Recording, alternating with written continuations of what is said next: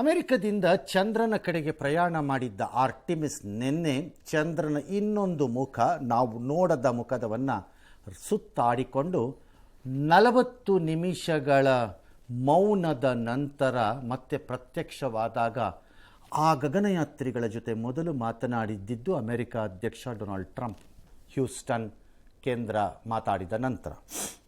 ಆಗ ಟ್ರಂಪ್ ಭಾವನೆಗಳನ್ನು ಹೇಳಿದ್ದು ಭವಿಷ್ಯವನ್ನು ಕಟ್ಟುವ ವಿಚಾರ. ಆದರೆ ಆ ಮಾತುಕತೆ ಇನ್ನೂ ಆರಿಲ್ಲ, ಅದರ ಬಿಸಿ. ಆರ್ಟಿಮಿಸ್ಸಿನ ಗಗನಯಾತ್ರಿಗಳು ಇನ್ನೂ ಭೂಮಿಯನ್ನೂ ತಲುಪಿಲ್ಲ, ಬರ್ತಾ ಇದ್ದಾರೆ ಅನ್ನುವಷ್ಟರ ಒಳಗೆ ಭೂಮಿಯ ಒಳಗಡೆ ಸರ್ವನಾಶದ ಮಾತುಗಳನ್ನು ಆಡುತ್ತಿದ್ದಾರೆ ಅಮೆರಿಕದ ಅಧ್ಯಕ್ಷರು. ಈ ಸರ್ವನಾಶದ ಅರ್ಥಗಳು, ಅದರ ವ್ಯಾಪ್ತಿ, ವ್ಯಾಪಕತೆ ಯಾವನಿಗೂ ಅರ್ಥವಾಗ್ತಾ ಇಲ್ಲ. ನಾನು ಅವತ್ತೇ ಹೇಳಿದ್ದೆ, ಟ್ರಂಪನ್ನು ಬಹುಶಃ ಮುಂದೆ ಡಿಕ್ಷನರಿನಲ್ಲಿ ಸೇರಿಸ್ತಾರೆ ಒಂದು ಪದಾನ, ಟ್ರಂಪಿಸಮ್, ಟ್ರಂಪಾಟ. ಕನ್ನಡದ ಡಿಕ್ಷನರಿ ಆದರೆ ಒಂದು ಪದ ಸೇರ್ಕೋಬಹುದು, as a part of vocabulary, ನಮ್ಮ ಪದಕೋಶದ ಒಂದು ಭಾಗವಾಗಿ ಸೇರಬಹುದು ಆ ಹೆಸರು, ಅದು ಅಂತ ನಾನು ಅಂತಿದ್ದೆ. ಹಾಗೇ ಆಗ್ತಾ ಇರೋಂಗೆ ಕಾಣಿಸ್ತಿದೆ. Nobody will understand this fellow, ಯಾರಿಗೂ ಅರ್ಥ ಆಗ್ತಿಲ್ಲ. 39ನೆಯ ದಿನಕ್ಕೆ ಕಾಲಿಟ್ಟಿರುವ ಈ ಯುದ್ಧ ಇವತ್ತು ರಾತ್ರಿ ಹಿಂದೆಂದೂ ಕಂಡು ಕಾಣದ, ಕೇಳರಿಯದ, ಬಹುಶಃ ನಾಳೆ ನೋಡದ ಒಂದು ತಿರುವನ್ನು ಪಡೆಯುತ್ತೆ ಅಂತ ಅಧ್ಯಕ್ಷರೇ ಹೇಳುತ್ತಿದ್ದಾರೆ. ಇರಾನ್ನೊಂದಿಗೆ ಶಾಂತಿ ಒಪ್ಪಂದಕ್ಕೆ ಅಮೆರಿಕ ನೀಡಿದ್ದ ಡೆಡ್ಲೈನ್ ಇವತ್ತು ರಾತ್ರಿ, ಅಂದರೆ ನಾಳೆ ಬೆಳಿಗ್ಗೆ ಭಾರತೀಯ ಕಾಲಮಾನದಲ್ಲಿ ಬೆಳಗಿನ ಜಾವದಲ್ಲಿ 5 ಗಂಟೆ 5:15 ಟೈಮಲ್ಲೆಲ್ಲೋ ಮುಗಿಯುತ್ತೆ. ಆದರೆ ಭಾರತೀಯ ಕಾಲಮಾನದ ಅಂತ್ಯಕ್ಕೆ ಮೊದಲೇ, ಅಂದರೆ ಡೆಡ್ಲೈನಿಗೆ ಮೊದಲೇ ಅಮೆರಿಕ ಮತ್ತು ಇಸ್ರೇಲ್ ಈಗಾಗಲೇ ಟೆಸ್ಟ್ ಡೋಸ್ಗಳನ್ನು ಸ್ಟಾರ್ಟ್ ಮಾಡ್ದಂಗೆ ಕಾಣಿಸ್ತಿದೆ. ಅಂದರೆ ನೀವು ಆಸ್ಪತ್ರೆಗೆ ಹೋದಾಗ ಸಾಮಾನ್ಯವಾಗಿ ವೈದ್ಯರೋ ನರ್ಸ್ಗಳೋ ಯಾರು ಕೇಳ್ತಾರೆ, ಯಾವುದಾದ್ರೂ ನಿಮಗೆ ಇಂಜೆಕ್ಷನ್ ಯಾವುದಾದ್ರು ಇದಿದೆಯಾ, ಅಲರ್ಜೀಸ್ ಇದೆಯಾ, ಅದಿದೆಯಾ ಇದಿದೆಯಾ ಅಂತ ಕೇಳಿ, ಯಾಕೋ ಒಂದು ಟೆಸ್ಟ್ ಡೋಸ್, ಒಂದು ಪೆನ್ಸಿಲಿನ್ ಕೊಟ್ಬಿಡೋಣ ಅಂತ ಹೇಳ್ಬಿಟ್ಟು ಒಂದು ಕೊಡ್ತಾರೆ. ಹಾಗೆ ಒಂದು ಟೆಸ್ಟ್ ಡೋಸ್ ಕೊಡ್ತಿರೋ ಹಂಗೆ ಕಾಣಿಸ್ತಾ ಇದೆ ಎಲ್ಲ. ಇವತ್ತು ರಾತ್ರಿ ಮಹಾ ಅದ್ಭುತ ಒಂದು ಸಂಭವಿಸುತ್ತೆ. 47 ವರ್ಷಗಳ ಸುಲಿಗೆ ಭ್ರಷ್ಟಾಚಾರ ಕೊನೆಗೊಳ್ಳುತ್ತೆ. ಏನಿದು 47 ವರ್ಷದ ಪಾವಿತ್ರತೆ? ಅಮೆರಿಕದಲ್ಲಿ ಇಸ್ಲಾಮಿಕ್ ರೆವಲ್ಯೂಷನ್ ಆಗಿ 47 ವರ್ಷ. ಅಮೆರಿಕದಲ್ಲಿ ಶಾ ಆಡಳಿತ, ಅಂದರೆ ಹೆಚ್ಚು ಕಡಿಮೆ ರಾಜನ ಕುಟುಂಬ ಆಡಳಿತ. ಈಗ ಅವನ ಮಗನೇ ಅಲ್ಲ ಅಮೇರಿಕದಲ್ಲಿ ಕೂತ್ಕೊಂಡು ಜನರನ್ನು ಹುಚ್ಚೆಪ್ಸೋಕ್ಕೆ ಟ್ರೈ ಮಾಡ್ತಾ ಇರೋವಂಥದ್ದು. ಈ ಆಡಳಿತದ ವಿರುದ್ಧ ನಡೆದಂತಹ ಹೋರಾಟ ಇಸ್ಲಾಮಿಕ್ ರೆವಲ್ಯೂಷನ್. ಈ ನಿನ್ನೆ ಮೊನ್ನೆ ಬಾಂಬಿನಲ್ಲಿ ದಾಳಿದ್ದ ಖೊಮೈನಿ, ಅಯತುಲ್ಲಾ ಖೊಮೈನಿ ನಂಬರ್ 1, ಅದು ಮೊನ್ನೆ ಸತ್ತೋಗಿದ್ದು ನಂಬರ್ 2, ಈಗ ಸಾಯಬಹುದು ಅಂತ ಹೇಳ್ತಿರೋದು ನಂಬರ್ 3. ಇದು ಆ ನಂಬರ್ 1 ನೇತೃತ್ವದಲ್ಲಿ ನಡೆದಂತಹ ರೆವಲ್ಯೂಷನ್, ಅದು ಅಂದರೆ ಇಸ್ಲಾಮಿಕ್ ರೆವಲ್ಯೂಷನ್. ಹಾಗಾಗಿ ಅದಾದ ನಂತರದ ವ್ಯವಸ್ಥೆ ಇರಾನ್ನಲ್ಲೆಲ್ಲ ಬದಲಾಯಿತು. ಇರಾನ್ ಸುಲಿಗೆಕೋರ ದೇಶ ಅಂತ ಅಮೇರಿಕ ಪರಿಗಣಿಸಿದೆ. ಆಡಳಿತ ಬದಲಾಯಿಸ್ತೀವಿ, ಇರಾನ್ ಮಹಾಜನತೆಯನ್ನು ದೇವರೇ ಕಾಪಾಡಲಿ ಅಂತ ಟ್ರಂಪು ಹೇಳ್ಕೊಂಡಿದ್ದಾರೆ ಅವ್ರ ಸೋಷಿಯಲ್ ಮೀಡಿಯಾಲಿ. ದೇವರು ಕಾಪಾಡಲ್ಲ, ದೇವರು ಕಾಪಾಡಲಿ ಎನ್ನುವುದು ಆ ಮಾತಿನ ಓಗದಲ್ಲಿ ಹೇಳಬೇಕಷ್ಟೇ. ನೀವು ಕಾಪಾಡಲ್ಲ, ಹೇಗೆ ಕಾಪಾಡ್ತಾನೆ? ಯಾಕಂದರೆ ಈಗ ಯಾರ ಪರ ದೇವರು ನಿಲ್ಲಬೇಕು ಅವನಿಗೂ ಕನ್ಫ್ಯೂಸ್ ಆಗಿಬಿಟ್ಟಿರುತ್ತೆ. ಅವನು ಸವಾಸನೆ ಬೇಡ ಇವ್ರದ್ದು ಅಂತೇಳಿ ಅವನ ಪಾಡಿಗೆ ಅವನು ಆ ಕಡೆನೂ ಬೇಡ ಈ ಕಡೆನೂ ಬೇಡ ಅಂತ ನಿಂತ್ಕೊಂಡ್ಬಿಡ್ತಾನೆ ಅಷ್ಟೇ. ಈಗ ಹೆಂಗೆ ಕಾಪಾಡೋದು? ಹಾಗೆ ನೋಡಿದರೆ ಇರಾನ್ನ ದೇವರ ರೂಪದಲ್ಲಿ ಟ್ರಂಪೇ ಕಾಪಾಡಬೇಕಷ್ಟೇ. ಕಾಪಾಡಿದ್ರೆ ಅಮೇರಿಕದ ಬಳಿ ಇರುವಂತಹ ಅಸ್ತ್ರಗಳ ಆಧಾರದ ಮೇಲೆ ನಾನು ಹೇಳುತ್ತಿರೋದು. ಅಮೇರಿಕದ ರಕ್ಷಣಾ ಉತ್ಪಾದನಾ ಕೈಗಾರಿಕೆ ಇಲಾಖೆ ಡಿಪಾರ್ಟ್ಮೆಂಟ್ ಹೇಗಿದೆ ಅಂದರೆ ಅದು ಪ್ರೈವೇಟೈಸ್ಡು ಹೆವಿಲಿ. ನಮ್ಮ ದೇಶದ ಥರ ಸರ್ಕಾರಿ ಅಲ್ಲ, ಹೆವಿಲಿ ಖಾಸಗಿ ಕಡೆ ಇರೋವಂಥದ್ದು. ಅಲ್ಲಿ 100 ಎಕ್ವಿಪ್ಮೆಂಟ್ಗಳು, ಬಾಂಬ್ಗಳು, ಗನ್ಗಳು, ಮತ್ತೊಂದು ಎಕ್ಸ್ಪರಿಮೆಂಟ್ಗಳು ನಡೀತಾನೆ ಇರುತ್ತೆ ಆರ್ಮ್ಸ್ ಡೆವಲಪ್ಮೆಂಟಲ್ಲಿ. ಅದನ್ನು ಅದು ಅವಾಗವಾಗ ಅವರು ಈ ಥರದ ಯುದ್ಧಗಳನ್ನು ಬಳಸ್ಕೊಂಡು ಅವುಗಳನ್ನು ಪ್ರಯೋಗ ಮಾಡ್ತಾ ಇರ್ತಾರೆ. ಫಾರ್ ಎಕ್ಸಾಂಪಲ್, ಅಫ್ಘಾನಿಸ್ತಾನಕ್ಕೆ ಅಮೇರಿಕ ದಾಳಿ ಮಾಡಿದಾಗ, ಅಂದರೆ ನಾನು ಹೇಳ್ತಿರೋದು 9/11 ಆದಾಗ, ನಾನು ಹೇಳ್ತಿರೋದು 20 ವರ್ಷದ ಹಿಂದೆ. ನಿಮಗೆ ಅಮೇರಿಕದ ಮೇಲೆ ಬಂದು ಪ್ಲೇನ್ ಹೊಡೆದ್ಬಿಟ್ರಲ್ಲ, 2 WTC ಇದರ ಮೇಲೆ ಕಟ್ಟಡಗಳ ಮೇಲೆ ಆವಾಗ ನಾನು ಹೇಳ್ತಿರೋದು. ಅವಾಗ ಅಫ್ಘಾನಿಸ್ತಾನದ ಮೇಲೆ ದಾಳಿಗೆ ಬಂತಲ್ಲ ಅಮೆರಿಕ, ಆಗ ಹೇಳ್ತಿರೋದು. ಅಲ್ಲಿಯ ಗುಹೆಗಳ ಒಳಗಡೆ ಅಡಗಿಸಿಕೊಳ್ಳುತ್ತಿದ್ದಂಥ ತಾಲಿಬಾನಿಗಳು ಅಥವಾ ಒಸಾಮಾ ಬಿನ್ ಲಾಡನ್ನ ಬೆಂಬಲಿಗರಾದಂಥ ಅಲ್ ಖೈಡಾನವರು ಅವ್ರನ್ನ ಬೆನ್ನಟ್ಟಿ ಹೋಗಿ ಡಮಾರ್ ಅನ್ನಿಸ್ಲಿಕ್ಕೆ ಕೇವ್ ಬಸ್ಟರ್ ಬಾಂಬ್ಗಳನ್ನು ತಂದರು ಒಳಕ್ಕೆ. ದೇವರ್ ವರ್ಚುಯಲಿ ಎಕ್ಸ್ಪರಿಮೆಂಟೆಡ್ ಇನ್ ಅಫ್ಘಾನಿಸ್ತಾನ್ ವಾರ್. ಅವುಗಳನ್ನು ಅಫ್ಘಾನಿಸ್ತಾನದ ಯುದ್ಧದಲ್ಲಿ ಪ್ರಯೋಗಕ್ಕೆ ಬಳಸಿದ್ರು ಅದನ್ನು. ಮತ್ತು ಅದನ್ನು ತಯಾರಿ ಮಾಡ್ತಿದ್ದ ಕಂಪನಿಗಳಿಗೆ ಆರ್ಡರ್ ಹೋಯಿತು ಅಮೆರಿಕ ಸರ್ಕಾರದಿಂದ, 1 ವರ್ಷದ ನಂತರ ಬರಬೇಕಾಗಿರೋ ಆ ಬಾಂಬು ನಾಳೆ ತೊಗೊಂಬನ್ನಿ ಅದನ್ನು ಹೇಳ್ತೀವಿ ಅಂತ. And they quickly produced it, ತಂದರು, they tested it. Same is true with your bunker buster bomb. ಏನು GBU ಬಂಕರ್ ಬಸ್ಟರ್ ನೀವು ಮಾತಾಡ್ತಾ ಇದ್ದೀರಿ ಈಗ, ಇವೆಲ್ಲ ವೆಪನ್. ಹಾಗಾಗಿ ಇವ್ರು ಏನು ಹಾಕ್ತಾರೋ ಏನು ಬಿಡ್ತಾರೋ ದೇವರೇ ಕಾಪಾಡಬೇಕು ನಿಜವಾಗಿಯೂ. ಆರ್ಥಿಕ ನಷ್ಟವನ್ನು ಈ ಮಧ್ಯೆ ಡೊನಾಲ್ಡ್ ಟ್ರಂಪ್ ಹೇಳಿರೋದಕ್ಕೆ ಅಮೆರಿಕಕ್ಕೆ ಅವರು ಹೇಳ್ತಾರೆ ಅಮೆರಿಕ ಆರ್ಥಿಕ ನಷ್ಟವನ್ನು ಇರಾನ್ನಿಂದ ತೆಗೆದುಕೊಳ್ತೀವಿ ಅಂತ ಅದರ ಉಪಾಧ್ಯಕ್ಷರು ಹೇಳ್ತಾನೆ. ಏನು ಆರ್ಥಿಕ ನಷ್ಟವನ್ನು ಪಡ್ಕೋತೀವಿ ಅಂದರೆ ಇದು ಚೆನ್ನಾಗಿದೆ. 2 ಮನೆ ಪಕ್ಕದ ಮನೆಗೆ ಬೆಂಕಿ ಬಿದ್ದಿದೆ, ಸಂಪೂರ್ಣ ಸುಟ್ಟೋಗಿದೆ. ಬಟ್ ಅದರಲ್ಲಿ ಬಂದ ಕಿಡಿಗಳಿದೆಯಲ್ಲ, ಆ ಕಿಡಿಗಳು ಈ ಕಡೆ ಮನೆಗೂ ಬಿದ್ದು ಒಂದು ಚೂರು ಡ್ಯಾಮೇಜ್ ಆಗಿದೆ. ಆಗ ಆ ಮನೆ ಮಾಲೀಕ ಹೇಳ್ತಾನೆ, ಚೂರು ಡ್ಯಾಮೇಜ್ ಆಗಿರೋನು, ನನ್ನ ಮನೆಗೆ ಚೂರು ಡ್ಯಾಮೇಜ್ ಮಾಡಿದ್ಯಾ, ಇವನಿಂದ ಪರಿಹಾರ ತಗೊಂತಿಂತ. ಅವ್ನು ಕೊಡೋದಾದರೂ ಎಲ್ಲಿಂದ? ಸುಟ್ಟು ಭಸ್ಮ ಆಗಿರೋ ಮನೆ ಮಾಲೀಕ. ಸೇಮ್ ಇಸ್ ಎ ಸಿಚುವೇಶನ್ ಇದೆ. ಎಲ್ಲಿಂದ ತಗೋತಾರೆ? ಅಮೆರಿಕಕ್ಕೆ ಗೊತ್ತಿದೆ ಎಲ್ಲಿಂದ ತಗೋಬೇಕು ಅಂತ. ಅಮೆರಿಕ ಮಾಡ್ತಾ ಇರೋದು ತನ್ನ ನಷ್ಟವನ್ನು ಯಾವುದು ನಷ್ಟ? ಯುದ್ಧದ ಖರ್ಚು. ಅದನ್ನು ಭರಿಸುವುದಕ್ಕೆ ಅದು ಕಣ್ಣು ಹಾಕಿರೋದು ಇರಾನ್ನ ತೈಲದ ಮೇಲೆ. ಹೇಗೆ ವೆನಿಜುಲಾದ ತೈಲ ಈಗ ಭಾರತ ಇವತ್ತು 12 ಮಿಲಿಯನ್ ಬ್ಯಾರಲ್ಗೆ ಆರ್ಡರ್ ಮಾಡಿದೆ, ತಗೋತಿದೆ ಅಂತಾರಲ್ಲ, it's nothing but American oil ಅದೀಗ ಆಲ್ಮೋಸ್ಟ್, ಇಫ್ ನಾಟ್ ಫುಲ್ಲಿ. ಹಾಗಾಗಿ ಇರಾನ್ ಆಯಿಲ್ ಮೇಲೆ ಕಣ್ಣು ಬಿದ್ದಿದೆ ಅವರಿಗೆ. They will take out Iran ಆಯಿಲ್ನ, ಅದನ್ನು ಮಾರ್ತಾರೆ ಅಂತಾರಾಷ್ಟ್ರೀಯ ಮಾರುಕಟ್ಟೆಯಲ್ಲಿ. ಆ ಪ್ರಕಾರ ದುಡ್ಡು ಮಾಡಬೇಕು ಅಂತ ಅವ್ರದ್ದು ಲೆಕ್ಕಾಚಾರ ಇರಲಿ. ಇನ್ನು ಇರಾನ್ ಸರ್ವನಾಶ ಮಾಡ್ತೀವಿ ಡ್ಯಾಶ್ ಅಂತೆಲ್ಲ ಹೇಳಿದ್ದಕ್ಕೆ ಪೆಂಟಗಾನ್ ಕೂಡ ತಯಾರಿ ಮಾಡ್ಕೋತಾ ಇದೆ. ಹಿಟ್ ಲಿಸ್ಟ್ ಅಂತ ಮಾಡ್ತಾರೆ. ಯಾರೂ ಹೋಗ್ಬಿಟ್ಟು ಬಾಯಿಗೆ ಬಂದಂಗೆ ಏನೇನೋ ಮಾಡಲ್ಲ. They will exactly prepare A map. ಒಂದು ಮ್ಯಾಪ್ಸ್ ರೆಡಿ ಆಗುತ್ತೆ. ಮ್ಯಾಪ್ಸಲ್ಲಿ ಲೆವೆಲ್ಸ್ ಆಫ್ ಅಟ್ಯಾಕ್ ಇರುತ್ತೆ. ಆ ಲೆವೆಲ್ಸ್ ಆಫ್ ಅಟ್ಯಾಕ್ ಪ್ರಕಾರದಲ್ಲೇ ಅಟ್ಯಾಕ್ ಮಾಡ್ತಾರೆ, ಬಿಡಲ್ಲ ಅವ್ರುಗಳು. ಅಂದರೆ ಯಾವುದನ್ನು ಯಾರ್ಯಾರು ಎಲ್ಲೆಲ್ಲಿ ಮಾಡಬೇಕು ಮತ್ತು ಯಾತಕ್ಕೆ ಮಾಡಬೇಕು, ಅವುಗಳಿಂದ ಆಗೋದೇನು. ಫಾರ್ ಎಕ್ಸಾಂಪಲ್, ಉದಾಹರಣೆ, ಪರಮಾಣು ಕೇಂದ್ರಗಳು ಅಂತಿದ್ದಾರೆ. ಪರಮಾಣು ಕೇಂದ್ರ ಎಂದರೆ ವಿಕಿರಣವಾಗದ ರೀತಿಯಲ್ಲಿ ದಾಳಿ ಮಾಡುವುದು. ವಿಕಿರಣ ಆಗೋ ರೀತಿಯಲ್ಲಿ ಮಾಡ್ತಾರೆ ಅಂತ ನಾನಿನ್ನೂ ಅಂದ್ಕೊಂಡಿಲ್ಲ. ಮಾಡಲೇಬಾರ್ದು ಅಂತ ನಿಯಮ ಎಲ್ಲೂ ಇಲ್ಲ, ಅಷ್ಟು ಮಾತ್ರ ಹೇಳಬಲ್ಲೆ. ಮಾಡ್ತಾರೆ ಅಂತ ನಾನು ಹೇಳಿಲ್ಲ, ಮಾಡ್ತಾರೆ, ಇಲ್ಲಿವರೆಗೂ ಮಾಡಿಲ್ಲ. ಬಹಳ ಮಜಾ ಅಂತಂದರೆ ನಾಗರಿಕರ ಆಸ್ತಿಗಳ ಮೇಲೆ ದಾಳಿ ಮಾಡ್ತಿರುವುದು ಮಾನವೀಯತೆ ಅಲ್ಲ, ಅದು ಯುದ್ಧಾಪರಾಧ ಅಂತೆಲ್ಲ ಕೆಲವರು ಬುರುಡೆ ಬಿಡೋರು ಇದ್ದಾರೆ ಅಮೆರಿಕಾನಲ್ಲೂ. I don't know what type of senators and congressmen some of them are. ನನಗೆ ಗೊತ್ತಿಲ್ಲ ಅವ್ರು ಯಾವ ಲೆಕ್ಕಾಚಾರದಲ್ಲಿ ಅವರೆಲ್ಲ ಇರ್ತಾರೆ. ನಂಬರ್ 1, ನಾನು ಸೇ ಸಮಥಿಂಗ್, ಭಾಳ ಈ ಥರದ ಯುನೈಟೆಡ್ ನೇಷನ್ ಆರ್ ಮಲ್ಟಿಲ್ಯಾಟರಲ್ ಅಂದರೆ ವಿವಿಧ ದೇಶಗಳು ಸೇರಿಕೊಂಡು ಬಂದಿರುವ ಒಪ್ಪಂದಗಳು. ಇದಕ್ಕೆ ಭಾಳ ಒಪ್ಪಂದಗಳಿಗೆ ಅಮೇರಿಕ ಸೈನೇ ಹಾಕಿಲ್ಲ.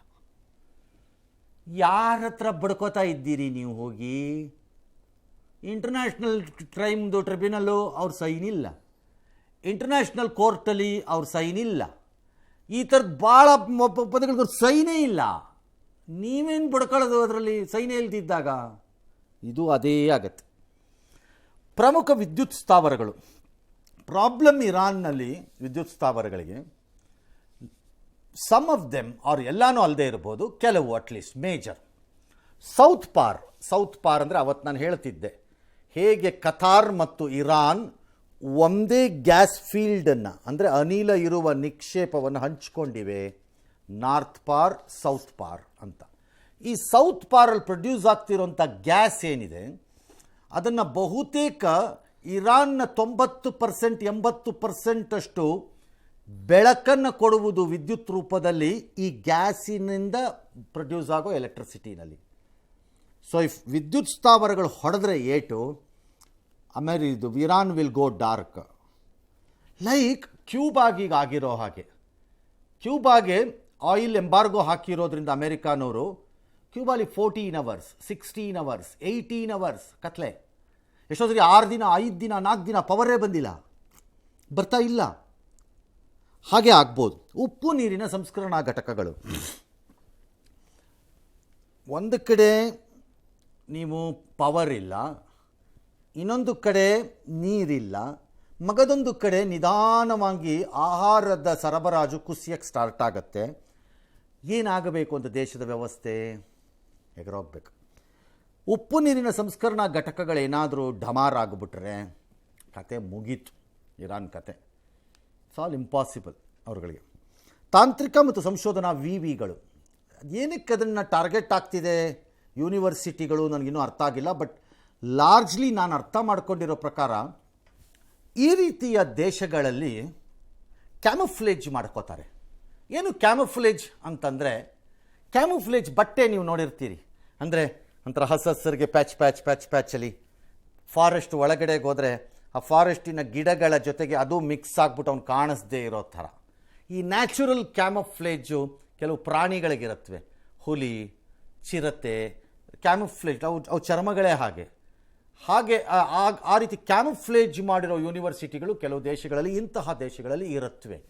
ಅವೇನು ಕ್ಯಾಮುಫ್ಲೇಜ್ಡ್ ಯೂನಿವರ್ಸಿಟೀಸ್ ಅಂದರೆ, ಮೇಲ್ನೋಟಕ್ಕೆ ಯೂನಿವರ್ಸಿಟಿ ಆದರೂ ಒಳಗಡೆಯಲ್ಲಿ ನಡೆಯುವಂತಹ ಒಂದು ವಿಭಾಗದಲ್ಲಿ ಯಾವುದೋ ಹೆಸರಿನಲ್ಲಿ ಫಿಸಿಕ್ಸ್ ಏನೋ ಒಂದು ಫಿಸಿಕ್ಸ್ ಡಿಪಾರ್ಟ್ಮೆಂಟ್ ಅಂತ ಇಟ್ಕೊಡೋದು. ಅದರಲ್ಲಿ ನಡೆಯೋದು ಯಾವುದು ಅಂತಂದರೆ ಕುಡ್ ಬಿ ವೇರಿಯಸ್ ವೆಪನ್ ಇದು ನಡೀತಿರ್ಬೋದು, ಎಕ್ಸ್ಪರಿಮೆಂಟ್ಸ್.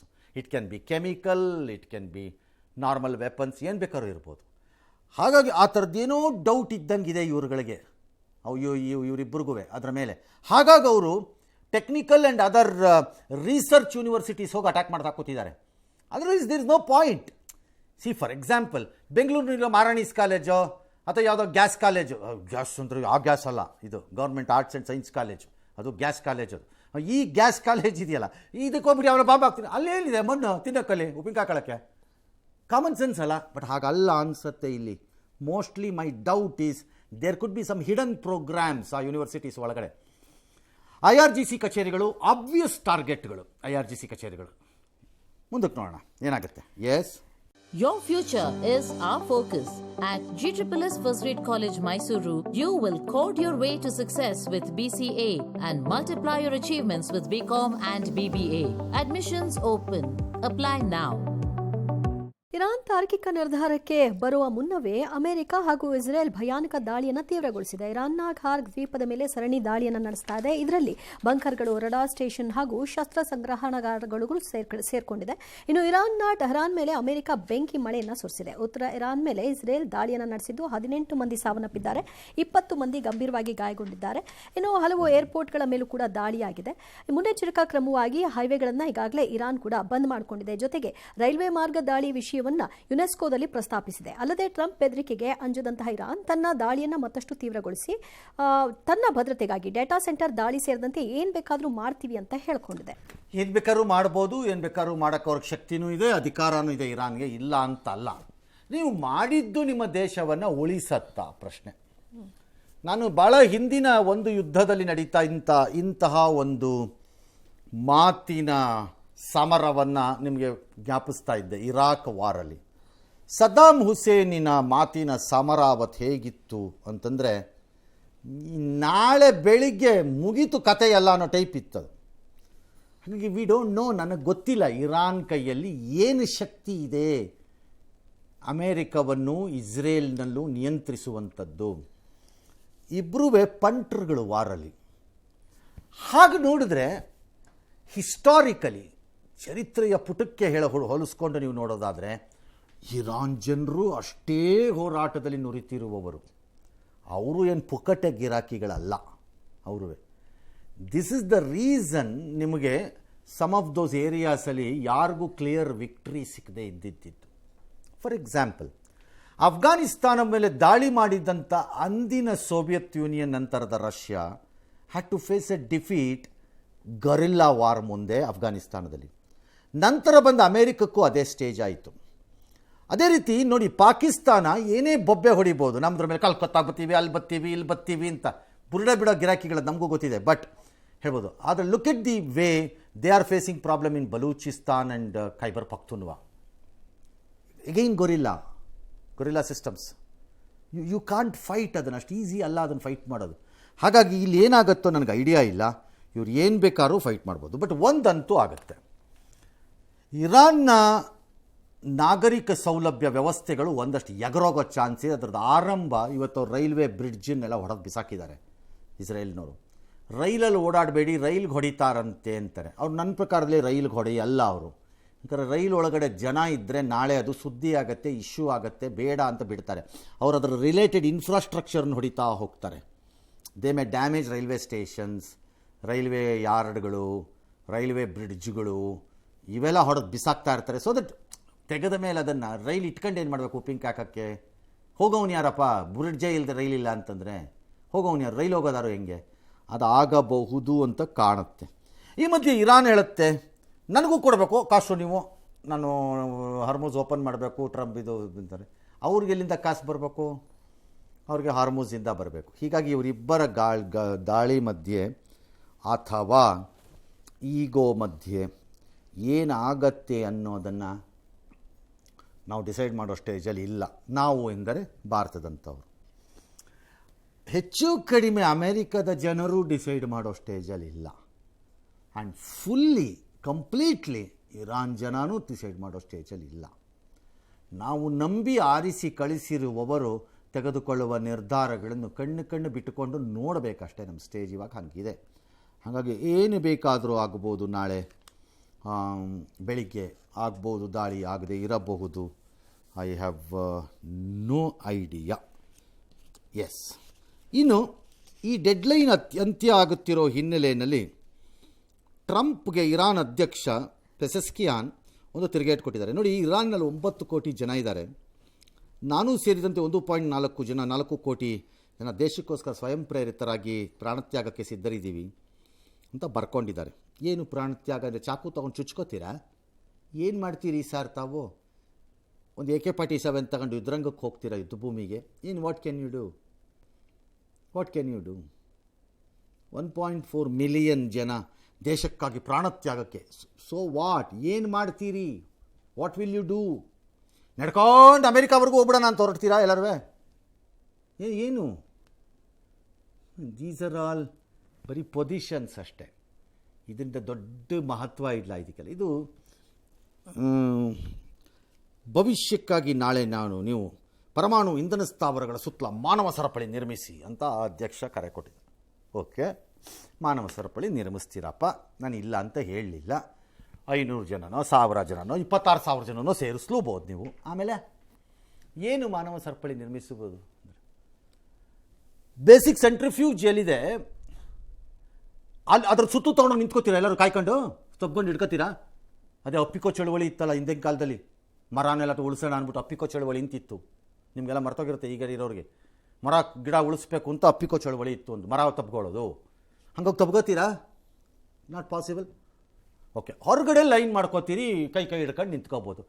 ಮದ್ದಿಗೆ ಬೀಳುತ್ತಲ್ಲ ಬಾಂಬು, ಆಗ ಇದೆಲ್ಲ ವರ್ಕ್ ಆಗಲ್ಲ. I don't think it will work. But ಇರಾನ್ಗೆ ಸೈನಿಕ ಬಲ ಇದೆ, ಅದನ್ನು ನಾನು ಇಲ್ಲ ಅಂತ ಹೇಳಲಿಕ್ಕಾಗಲ್ಲ. There is a large number of foot soldiers, ಸೈನಿಕ ಬಲ ಇದೆ. ಅನ್ಲೈಕ್ ಯುಕ್ರೇನ್ ಥರ ಅಲ್ಲ, ಸೈನಿಕ ಬಲ ಇವ್ರ ಹತ್ರ ಇದೆ. ಅದನ್ನು ಇಟ್ಕೊಂಡು ಏನು ಮಾಡ್ತಾರೆ ಅಂತ ನನಗಂತೂ ಗೊತ್ತಿಲ್ಲ. ಮೊಚ್ತಾಬಾ ಅಲ್ಲೇ ಎಲ್ಲ ಇದ್ದಾರೆ, ಟ್ರೀಟ್ಮೆಂಟ್ ತಗೋತಿದ್ದಾರೆ, ಹೆಚ್ಚು ಕಡಿಮೆ ಸತ್ತಂಗಿದೆ, ಕೋಮಾ ಸ್ಟೇಜ್ ಅಂತ ಇವ್ರು ಹೇಳ್ತಿದ್ದಾರೆ. ಗೊತ್ತಿಲ್ಲ, ಈಗೇನು ಇರಬಹುದು, ಇಲ್ಲದೆಯೂ ಇರಬಹುದು, ನಮಗೆ ಐಡಿಯಾ ಇಲ್ಲ. ಹಾಂ, ಇನ್ನು ನೋಡೋಣ, ವಿ ವಿಲ್ ಸಿ ಇವರ ಪ್ರತಿಭಟನೆಗಳು ಏನಾಗತ್ವೆ ಏನಾಗಲ್ಲ ಅನ್ನೋದು ನೋಡೋಣ. ಒಂದಂತೂ ನಿಜ, ಇದು ಯಾವುದೋ ಒಂದು ರೂಪದಲ್ಲಿ ಅಂತ್ಯವನ್ನು ಕಾಣಬೇಕಾಗಿದೆ. ಅದು ಮಾತುಕತೆಯ ಮೂಲಕವೋ ವಿನಾಶದ ಮೂಲಕವೋ I have no idea. Yes, JD Vance ಹೇಳ್ತಾರೆ ಒಂದು ಕಡೆಯಲ್ಲಿ ಯುದ್ಧ ಇನ್ನೇನು ನಿಂತು ಹೋಗುತ್ತೆ ಸದ್ಯದಲ್ಲೇ ಅಂತ ಟ್ರಂಪ್ ಹೇಳಿದ್ದಾರೆ ಅನ್ನೋ ಅರ್ಥದಲ್ಲಿ. ಟ್ರಂಪೇ ಹೇಳಿದ್ದಾರೆ ಅದನ್ನು, ಯುದ್ಧ ನಿಲ್ಲತ್ತೆ, ಭಾಳ ಸೂನ್ ನಿಲ್ಲಿಸ್ತೀವಿ, ವಾರದಲ್ಲಿ ನಿಲ್ಲಿಸ್ತೀವಿ, 3 ದಿನದಲ್ಲಿ ನಿಲ್ಲಿಸ್ತೀವಿ. ನಿಂತಿಲ್ವಲ್ಲ, ನಿಂತಾಗ ನೋಡೋಣ. ಇನ್ನು ಟ್ರಂಪ್ ವಾರ್ನಿಂಗ್ ಕೊಟ್ಟಿದ್ದಾರೆ. ಅದರ ನಡುವಲ್ಲಿ ಇರಾನ್ ಕೂಡ ಡೋಂಟ್ ಕೇರ್ ಅಂದಿದೆ. ಇನ್ನು ಟ್ರಂಪ್ ಮತ್ತು ನೆತನ್ಯಾಹು ಪೆಜಿಸ್ಕಿಯಾನ್ ಮೇಲೆ ಬೆರಗು ನೋಟ ಎಲ್ಲರದ್ದು. ಏನಾಗಬಹುದು ಅನ್ನುವಂತಹ ಸಾಧ್ಯತೆಗಳನ್ನ ಅಂದಾಜಿಸಲಾಗ್ತಿದೆ. ಡೆಡ್ ಲೈನ್ ಮತ್ತು ಮುಂದೇನು ಅನ್ನೋದನ್ನ ಗಮನಿಸೋಣ. ಅಮೆರಿಕ ದಾಳಿ ಆಗುವುದಕ್ಕೆ ಮೊದಲೇ ಏನಾದ್ರು ಒಪ್ಪಂದ ಆಗೋದಾದರೆ ಈಗ ಆಗಬೇಕು ಮುಂದಿನ 8-10 ಗಂಟೆಗಳ ಕಾಲದ ಒಳಗಡೆ, ಐದರ್ ತಾತ್ಕಾಲಿಕವಾಗಿ ಅಥವಾ ಮುಂದುವರಿದ ಭಾಗದಲ್ಲಿ. ಯಾರು ಯಾವ ಷರತ್ತಿಗೂ ಒಪ್ಪದೆ ಆಗ್ಬೋದು, ಹೇಳಕ್ಕೆ ಬರಲ್ಲ. ಆ ಮೂಲಕ ಈ ನಾಶದ ಮಾತನ್ನು ಏನು ಆಡ್ತಿದ್ದಾರೆ ಅಮೆರಿಕ ಅಧ್ಯಕ್ಷರು, ಅದು ಮುಂದಕ್ಕೆ ಹೋಗ್ಬೋದು ಬಗದೊಮ್ಮೆ. ಹಾರ್ಮುಜ್ನಲ್ಲಿ ಹಡಗು ಓಡಾಡಬಹುದು ಅಥವಾ ಕೆಲವು ನಿಯಮಗಳ ಆಧಾರದ ಮೇಲೆ ಸದ್ಯಕ್ಕೆ ಓಡಾಡಲಿ ಅಂತ ಓಡಾಡಬಹುದು. We can't say. ಇದೆಲ್ಲವೂ ಇವರಿಬ್ಬರು ಇವತ್ತು ರಾತ್ರಿ ಏನು ತೀರ್ಮಾನ ಮಾಡ್ತಾರೆ, ನಂಬರ್ 1, ನಿಜವಾಗಿಯೂ ಮಾನ್ಯ ಘನತೆವೆತ್ತ ಅಧ್ಯಕ್ಷರು ತಮ್ಮ ಮಾತಿಗೆ ತಕ್ಕಂತೆ ದಾಳಿಯನ್ನು ಪ್ರಾರಂಭ ಮಾಡಿಬಿಡ್ತಾರೋ ಇಲ್ವೋ ಗೊತ್ತಿಲ್ಲ. ನಂಬರ್ 2, ಇದರ ಮೇಲೆ ಇತ್ಯರ್ಥ ಆಗಬೇಕು. ಏನು ಮಾಡ್ತಾರಂತೆ Trump, what will E do? Iran ಏನು ಮಾಡತ್ತಂತೆ, ಇನ್ನಷ್ಟು ಮಿಸೈಲ್ಸನ್ನು ಹಾಕತ್ತೆ, ಇನ್ನಷ್ಟು ಶಾಹಿದ್ ಡ್ರೋನ್ಗಳನ್ನು ಕಳಿಸ್ಕೊಡುತ್ತೆ, ಇನ್ನಷ್ಟು ಯಾರೂ ಕಂಡು ಕೇಳರಿಯದ ಹೊಸ ಮಿಸೈಲ್ಗಳನ್ನು ಹೊರಗಡೆಗೆ ತರಬಹುದು. ಅಥವಾ ಐ ಡೌಟ್ ಇಟ್, ಬಟ್ ನಾವಿಲ್ಲ ಅಂತ ಹೇಳಲಿಕ್ಕಾಗಲ್ಲ, ನನಗೆ ಅನುಮಾನ ಅಂತೂ ಇದೆ. ಡರ್ಟಿ ಬಾಂಬ್ ಏನಾದರೂ ಮಾಡಿಟ್ಕೊಂಡಿದ್ರೆ ಅದನ್ನು ಆಚೆ ತಂದು ಹೆದರಿಸ್ಬೋದು ಎಲ್ಲರನ್ನೂ. ಪರಮಾಣು ಅಪ್ಪಿತಪ್ಪಿ ಮಾಡಿಟ್ಟಿದ್ದಾರೆ ಡರ್ಟಿ ಬಾಂಬನ್ನು, ಅದಂತ ಹೊರಗೆ ತಂದು ತೋರಿಸ್ಬೋದು. ತೋರಿಸಿ ಏನು ಮಾತಾಡ್ತೀರಿ, ಹುಷಾರಾಗಿರಿ ಈಗ ಅಂತ. ಗೊತ್ತಿಲ್ಲ, ಏನು ಬೇಕಾದ್ರೂ ಆಗ್ಬೋದು. ಹಾಗಾದರೆ ಅಮೆರಿಕದ ಅಧ್ಯಕ್ಷರು ಏನು ಮಾಡ್ತಾರೆ? ಅಮೆರಿಕದ ಅಧ್ಯಕ್ಷರು ಹೇಳ್ತಾರೆ ನಾಗರಿಕತೆಯೇ ಸರ್ವನಾಶ ಆಗತ್ತೆ ಇವತ್ತು ರಾತ್ರಿ. ನನಗಿಷ್ಟ ಇಲ್ಲ, ಬಟ್ ಮೋಸ್ಟ್ಲಿ ಆಗತ್ತೆ ಅನಿಸುತ್ತೆ. ಏನು ಒಂದು ನಾಗರಿಕತೆಯ ಸರ್ವನಾಶ ಅನ್ನುವುದು ಅಷ್ಟು ಸುಲಭದ ಯಾವುದೋ ಟ್ರೂ ಸೋಷಿಯಲ್ಲೋ ಎಕ್ಸೋ ವೈಯೋ ಜೆಡ್ಡೋ ಹ್ಯಾಂಡೋ ನೋಸೋ ಬಾಯೋ ಫೇಸ್ ಯಾವುದೋ ಬುಕ್ಕಲ್ಲಿ ಬರೆಯುವಂಥದ್ದಲ್ಲ ಅದು. ನಾಗರಿಕತೆಗಳು ನಾಶವಾಗಿರುವ ಕಥೆಗಳು ಮತ್ತು ಚರಿತ್ರೆಯಲ್ಲಿರುವ ಪುಟಗಳಲ್ಲಿರುವ ದಾಖಲಾಗಿರುವ ಕಥೆಗಳು ನಮಗೆ ನಮ್ಮ ಕಣ್ಣು ಮುಂದೆ ಇದೆ. The greatest civilisations have vanished, true, ಕಣ್ಮರೆ ಆಗಿವೆ. The great civilisation like Incas, Peru, Incas gone, Harappa, Mohenjodaro gone, some of the best empires gone, ಹೋಗಿವೆ. ಏನಕ್ಕೆ ಹೋಗಿವೆ ಇವೆಲ್ಲ? ಇವ್ಯಾವುವೇ ಒಬ್ಬ ವ್ಯಕ್ತಿಯ ಪರಿಣಾಮವಾಗಿ ಹೋಗಿರೋದಲ್ಲ. ಲಾರ್ಜ್ಲಿ ನಾಗರಿಕತೆಗಳು ನಾಶವಾಗಿರುವುದು ನ್ಯಾಚುರಲ್ ರೀಸನ್ಸಲ್ಲಿ. ನೀರಿರ್ಬೋದು, ಫ್ಲಡ್, ಮಹಾಪ್ರವಾಹ, ಮಹಾಭೂಕಂಪ, ಮಹಾ ಅಗ್ನಿನರ್ತನ, ಬೆಂಕಿ, ಕ್ಯಾಪಿಟಲ್ ಆಫ್ಟರ್ ಕ್ಯಾಪಿಟಲ್ಗಳು ಸುಟ್ಟು ಹೋಗಿರೋದಿದೆ. ಇವೆಲ್ಲ ನ್ಯಾಚುರಲ್ ಇದರಲ್ಲಿ ಆಗಿರುವಂತಹ ಇದು. ಮನುಷ್ಯರೇ ನಾಗರಿಕತೆಗಳನ್ನು ನಾಶ ಮಾಡಿರುವ ಪುಟಗಳಿಲ್ಲ ನಮ್ಮ ಹತ್ರ. ಪಾರ್ಟ್ಲಿ ನಾಶ ಆಗಿರೋದಿರ್ಬೋದು, ಸಾಮ್ರಾಜ್ಯಗಳು ನಾಶ ಆಗಿದೆ, ವ್ಯಕ್ತಿಯಿಂದ ವ್ಯಕ್ತಿ ಇನ್ನೊಂದು ಸಾಮ್ರಾಜ್ಯಕ್ಕೆ. ಬೇಕಾದ್ರೆ ನಾಗರಿಕತೆ ಅಲ್ಲ, ಅಷ್ಟು ಸುಲಭ ಅಲ್ಲ ಒಂದು ನಾಗರಿಕತೆಯನ್ನು ನಾಶ ಮಾಡ್ತೀನಿ ಅಂತಂದರೆ. ಈ ಅಧ್ಯಕ್ಷನ ಬಳಿ ನಾಗರಿಕತೆ ನಾಶ ಮಾಡುವುದು ಏನಿದೆ ಹಾಗಾದರೆ? ಪರಮಾಣು ಅಸ್ತ್ರ ಇರಬಹುದು ಅಲ್ಲ, ಇದೆ ಅವ್ರ ಹತ್ರ. 5,000 ಚಿಲ್ಲರೆ ವಾರ್ ಹೆಡ್ಸ್ ಅವ್ರ ಹತ್ರ ಇದೆ, ಇಲ್ಲ ಅಂತಲ್ಲ. ಅವರು ಸೆಕೆಂಡ್ ಹೈಯೆಸ್ಟ್, ರಷ್ಯಾನ ಹತ್ರ ಒಂದು 5,700 ಚಿಲ್ಲರೆ ಎಷ್ಟೋ ಇದೆ. ಪರಮಾಣುಸ್ತ್ರದಲ್ಲಿ ಇದೆ, ಶಕ್ತಿ ಇದೆ, ನಾಗರಿಕತೆಯನ್ನು ನಾಶ ಮಾಡುವ ಶಕ್ತಿ ಇದೆ. ಆದರೆ ಪರಮಾಣು ಅಸ್ತ್ರಕ್ಕೂ ಸೀಮಿತವಾದ ಕೆಲವು ಸಮಸ್ಯೆಗಳಿವೆ, ಸೀಮಿತ ಶಕ್ತಿ ಇದೆ ಅದಕ್ಕೂ. ಸೇ ಫಾರ್ ಎಕ್ಸಾಂಪಲ್, ಜಪಾನ್ನಲ್ಲಿ ಅಣುಸ್ಥಾವರ ಕುಸಿದು ಬಿದ್ದಾಗ ಜಪಾನ್ ಇಡೀ ನಾಶ ಆಗೋಗಲಿಲ್ಲ, ಅದರ ಸುತ್ತಲಿನ ಪ್ರದೇಶಗಳು ನಾಶ ಆಯಿತು. ರಷ್ಯಾನಲ್ಲಿ ಅಣುಸ್ಥಾವರ ಕುಸಿದು ಬಿದ್ದಾಗ, ಈಗಿನ ಯುಕ್ರೈನ್ನಲ್ಲಿರೋ ಭಾಗದಲ್ಲಿ, ಆಗಿನ ರಷ್ಯಾ, ಆಗಿನ USSR, ಈಗಿನ ರಷ್ಯಾನೇ, ಈಗಿನ ಯುಕ್ರೈನ್ನದು, ಅಲ್ಲಿರೋದು ಬಿದ್ದಾಗ ಆ ಸುತ್ತಲೂ ಇರುವ ಪ್ರದೇಶಗಳೆಲ್ಲ ವೆಕೇಟ್ ಆಯಿತು. ಅಂದರೆ 100 ಕಿಲೋಮೀಟರ್ ಆಗ್ಬೋದು, 50 ಕಿಲೋಮೀಟರ್ ಆಗ್ಬೋದು, 75 ಕಿಲೋಮೀಟರ್ ಆಗ್ಬೋದು, depending upon the type of radiation that happens and the amount and volume per ಸೆ ಡ್ಯಾಶ್ ಡ್ಯಾಶ್ ಡ್ಯಾಶ್. ಈ ಥರ ಹಲವಾರು ರೀಸನ್ಸ್ ಇದೆ ಅದಕ್ಕೆ. ಅದು ಆ ಟೈಮಲ್ಲಿ ಮಳೆ ಬರುತ್ತಾ, ಆ ಟೈಮಲ್ಲಿ ವಿಂಡ್ ಬಂತಾ, ವಿಂಡ್ ಕ್ಯಾರಿ ಮಾಡ್ತಾ ಇದೆಯಾ, ರೇಡಿಯೋ ಆ್ಯಕ್ಟಿವಿಟಿ, ಇದೆಲ್ಲ ಬಂದು ಒಂದು ಹಂತಕ್ಕೆ ಬರ್ಬೋದು. ಎಗೈನ್ ನಾಗರಿಕತೆ ನಾಶ ಆಗಲ್ಲ. ಐ ಡೋಂಟ್ ನೋ ಈ ವರ್ಡಿಗೆ ಅರ್ಥ ಏನು ಅಂತ. ನಾನು ಆಗಲೇ ಅದನ್ನು ಹೇಳಿದ್ದು, ಅರ್ಥ ಆಗದಿರುವ ಅಧ್ಯಕ್ಷ ಇದು ಅಂತ. ಒಂದು ನಾಗರಿಕತೆ ನಾಶ ಆಗಬೇಕು ಅಂತಂದರೆ ನಾನು ಆಗ ಹೇಳೋದ್ನಲ್ಲ, ಆ ರೀತಿ ನಾಗರಿಕರಿಗೆ ಕಂಡು ಕೇಳರಿಯದ ರೀತಿ ಕಾಣೆಯಾಗಿ ಹೋಗ್ಬಿಡೋದು ಇದ್ರಾ ಅನ್ನೋ ಸ್ಟೇಜಿಗೆ ಬರೋವಂಥದ್ದು. ಐ ಡೋಂಟ್ ನೋ ಅದು ಏನಾಗತ್ತೆ ನನಗೆ ಗೊತ್ತಿಲ್ಲ. ಹಾಗಾಗಿ ಇವ್ರು ಅರ್ಥ ಆಗ್ತಿಲ್ಲ ನಮಗೆ ಯಾರುವೆ. ಕಾಯಬೇಕು ಅನಿಸುತ್ತೆ ನಾವು ಅವ್ರ ನಾಗರಿಕತೆ ಅಂದರೆ ಏನು ಅವ್ರ ಪ್ರಕಾರ ಮತ್ತು ಏನು ನಾಶ ಆಗತ್ತೆ ಅನ್ನೋದು. ಎಸ್.